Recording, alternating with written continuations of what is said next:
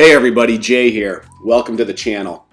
Going to use today's video to walk you guys through my dividend income portfolio and specifically how I used 2019 to re-engineer my portfolio to the point that purely in stock dividends alone, I'm now generating over $20,000 in passive income. So as usual, here's a quick look at my overall portfolio.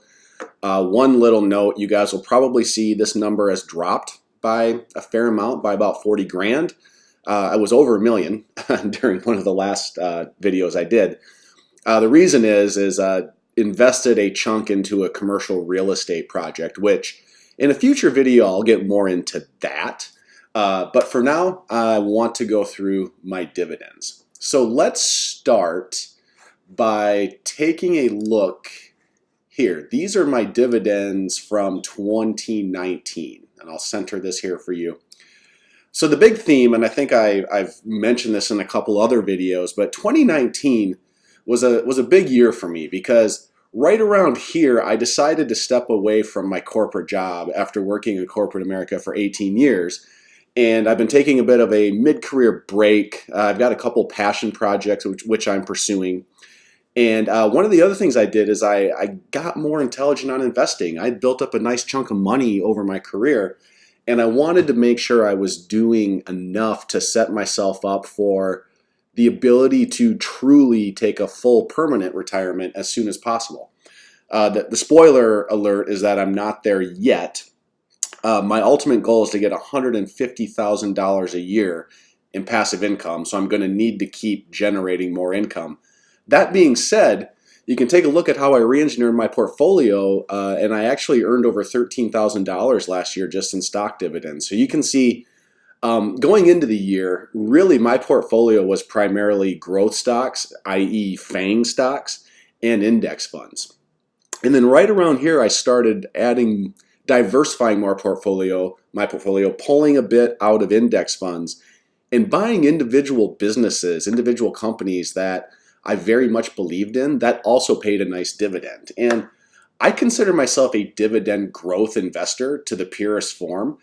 Technology is still the largest sector that I hold in my portfolio, but it's not as large as it used to be. And I think there's a lot of value in having a lot of these dividend paying companies into my portfolio as well in order to provide some diversification.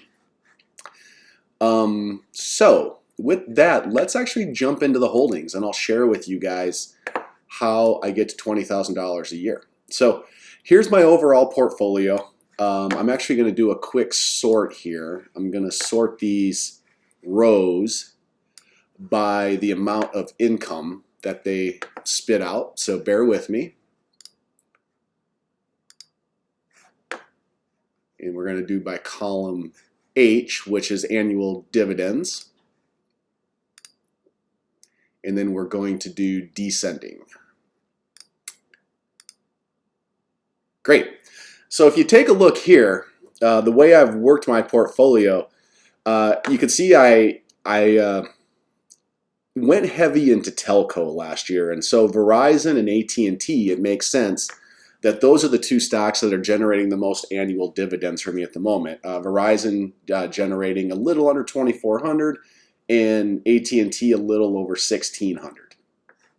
Next is this total bond fund that I hold through Fidelity, over $1,400, and then also this ETF through Invesco, which focuses on dividend paying companies in the S&P 500, SPHD.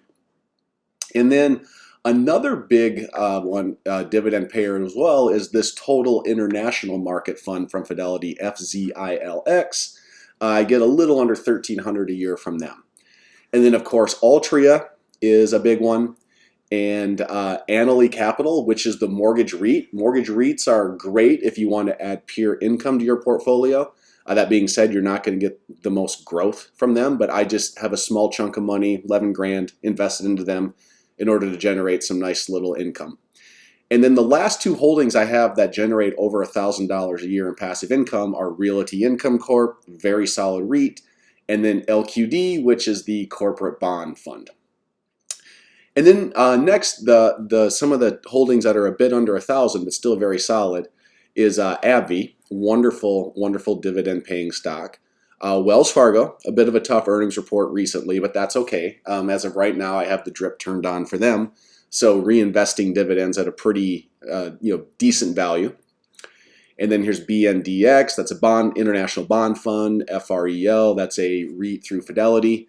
And then Johnson & Johnson generates over $700 a year in income. Wonderful company, Johnson & Johnson. I really was a big fan of their earnings report earlier this week. BRLIX is the mutual fund that I own. LTC generates a little under 700. That's the senior living REIT.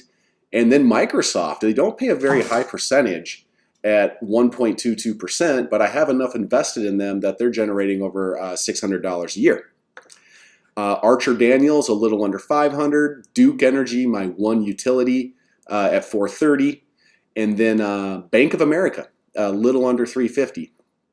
And then we hear 3M generates $340 a year in dividends. Disney, not someone who you think as a dividend paying stock, but get over $300 a year from Disney. QSR, they own Burger King and Popeyes. I'm getting about $280 a year from them.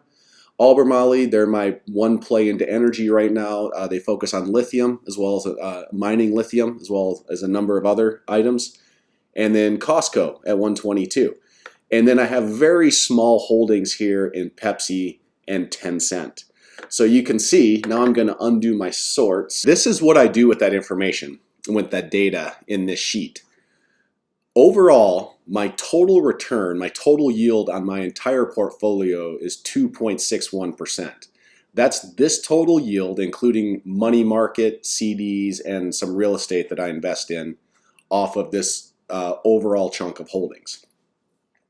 But when you focus purely on the dividend paying stocks, right now the whole chunk that I just walked you through is paying over $21,000 a year in dividends.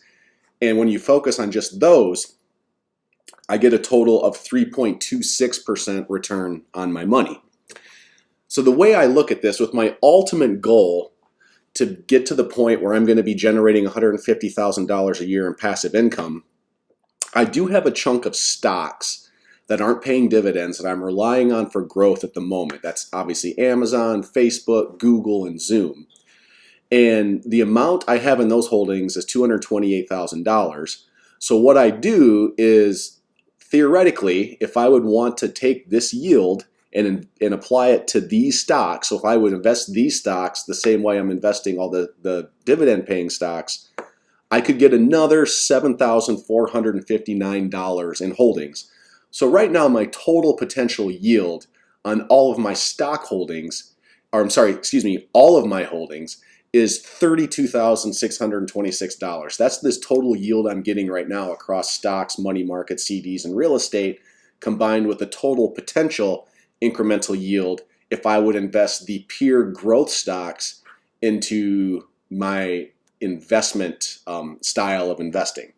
So as you can see, I still have a ways to go. I'm a little over 20% on my way to my goal of $150,000 a year. So what I need to do is keep relying on compound interest, keep reinvesting all of these dividends, and then obviously keep generating revenue, whether that's through the consulting and side hustle gigs I'm working on right now, or find another job, which I may end up doing after I get through the first year of my sabbatical. All right, the last thing I want to do is just share with you guys dividends. And actually, I'm going to go to this page first. So this is my monthly dividend breakdown from 2019 in data form. So again, you can see starting at about June is when I really had the portfolio recalibrated to start focus on paying dividends. December is a special month because some of the mutual funds only pay dividends once a year, and they pay those in December. That's why December is a bit of a higher month. But take a look here. I'm already tracking how 2020 is performing compared to 2019 year over year. And I'm going to have nice laps here because the first few months of the year in 2019 were pretty low numbers, but you can already see how I've earned $688 in dividends in this January, which is significantly higher. It's 287% higher than what I was earning last year. And so specifically what I'm earning on, this is from Personal Capital. I've X'd out all of my account numbers here, or blocked them out. But this gets into detail of the dividends that I've received so far in January. So you can see Albemarle paid out a little bit in a couple of different accounts that I had. I got some interest on some cash that I'm holding. This is QSR. You can't see it right here, but this is Restaurant Brands International, Burger King and Popeyes. Got $69.50 from them. Altria, got over $300 between my two accounts that I'm holding Altria in. And then this is Realty Income Corp. Now, for some reason, there's a little funkiness with Personal Capital syncing to my accounts. And so it's not syncing properly to all my accounts when it comes to reporting the dividends that I've received. So I also, not being shown here, I've also received $152 in Disney dividends this month, another $40 from Realty Income Corp that I'm holding in a different portfolio, and then another $16. That's a 6, not a 7. This was an error. Yeah, we can just do that. Another $16 in Albemarle, the lithium mining company. So overall, and you can see I've got $688 that I've earned so far, and I've still got a few more dividends to be earned yet this month. All right, so I hope you enjoyed this. It's just a simple breakdown of how I'm earning over 20 grand a year in dividends. I need that number to go up, but thanks for watching the video.